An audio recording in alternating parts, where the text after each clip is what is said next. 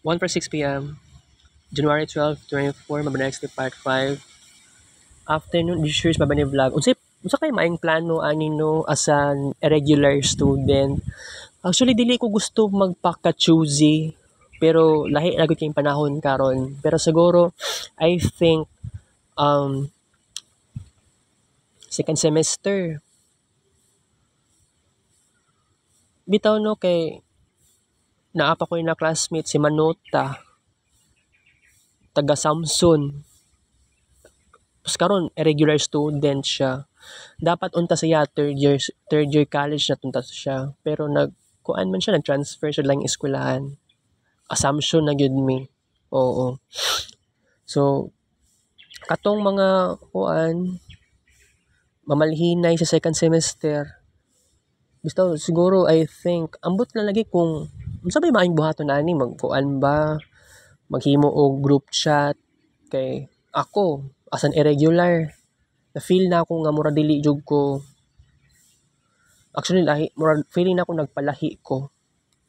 So mao na akong naramdaman na ay medyo disappointed sad ko nga ni gamay. Oo. Pero I have no choice kung ingana ang scenario, mabawra kayo imong problema self. Pero you know what, guys, I'm very optimistic person. I'm very passionate. I'm very enthusiastic. Na daghan kay burning passions in life. Pero na problema lang ko kay ngano ingani ang scenario. Medyo disappointing siya kung huna-hunaon. I have no choice kung ingani ang kapalaran nako. Wala gyud nagbago in tawon. Pero kung sa ang kulbal mismo, kung kana makigbulag siya sa akong mama, mao na gunay pinaka the best option para kanang ugali sa akong mama karon dili man gud kaayo na siya permente magyaw-yaw sa una. Kay sa una kung inahan, gabi siya mag-socialize, daghan siya ka textmate. And actually grabe kaayo na akong inahan sa una. Kay na-feel na ako nung murag ipasagdan na ko niya sa una. Yati lagi kaayo. Ngano wala na naingana karon. Kaganiha wala na. Actually tawagan niya sa Uncle Bal, size pasado na. Tapos pagkahuman, nianha sa Uncle Bal sa mo. Ang atmosphere kaganiha mismo, murag dili na para sa una nga. Sa una. Sayo kasi buntagon akong inahan. Babad sa cellphone na keypad. Babad kayo kung mama sa cellphone niya na keypad. It's very crazy to think kung now ninyo. Diba? Ako kay lahi ang good. Actually sa ako ang observation, lahi na gud kaayo ko inahan karon eh. Pero pro na kay sa yaw-yaw jud. Giminopose na daw siya. Wala ko'y mahimo nga wala na siya kuan. Na ako'y request siya sa una, make mo baby ni sa una. Niana pa ko na paulion si Manuel. Make mo baby ni Manuel. Ginan ako mga na ako 2012, 2013, 2014, 2015 despite sa time nga nilayas si Manuel. Ako giingnan na gusto kong magkamanghod. Mama na ako ang diferensya sa gigyaw-yaw. Wala ko'y mahimo nga ingana iyang attitude. Gipanganak siya yaw-yawera. Wala ko'y mahimo nga ingana siya.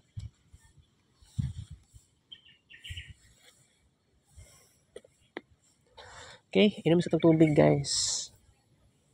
Wait lang.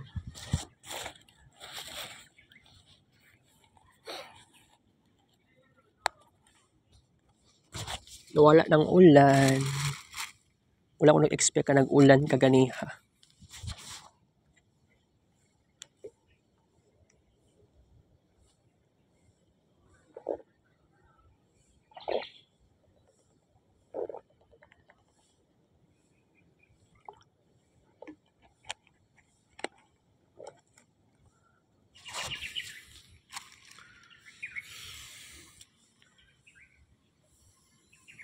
Okay.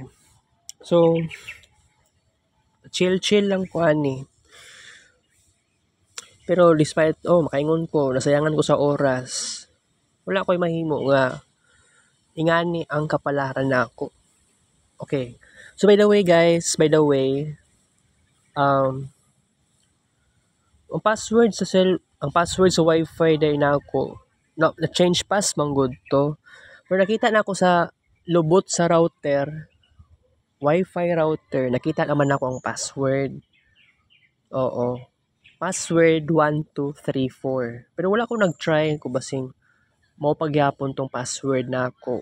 Okay, actually, na-change pass na manggod. So, dili na manggod to pwede 1234 na password. Diba? Oh. Sabi na ako, lahi lang yun ang password. Kundi, kuan man di ay. Basic lang siya na password. 1234, hingana. Pwede ABCD. Okay. Actually, unya, diri ko magsimba kay pag man simba, kuan man ta karon no, Friday. Depende man gud ni ko sa mahuman ng misa. Last time 4:30. Tapos pag itong naging adlaw, alas 5, si Father Edgar. Kagahapon, nagsimba mo ko gapon sa San Pedro. Nahuman ang misa mga 5:40 kay si Father Julius Rodolfa ang father kagahapon sa San Pedro Cathedral. So, na-shock mo guys kay na wala ko nagsimba dire. So, kagahapon mga alas 3 pasado, naapa ko'y oras nga munaog ko sa shrine. Pero bitaw, nag-change akong mind immediately. So, unexpected. Actually, nipalit na gani ko guys water gahapon, pero wala na lang gani ko ni saka. Or basta isa kaya lang ko motor, wala na lang. Kaya na-feel na ako na mura gusto lagi na ako magkuan. Gusto ko simba sa San Pedro kagahapon. Pero sa karon jud kay I should not change my mind. Magsimba ako diri sa shrine. So pag ambot lang mahuman ba ni 4:30 kay nabay kuan fiesta ba next week. So ang feeling pud nato dili siya ordinary nga misa. Kay naman goy kuan magfiesta ta next week Lunes. Okay, so by the way, medyo lisod lang po siya, diba? Okay, so okay guys, sa karon magbabay sa ta. Lamig kayong hangin, no? Fresh kayong hangin. Dapat part 6, thank you for watching.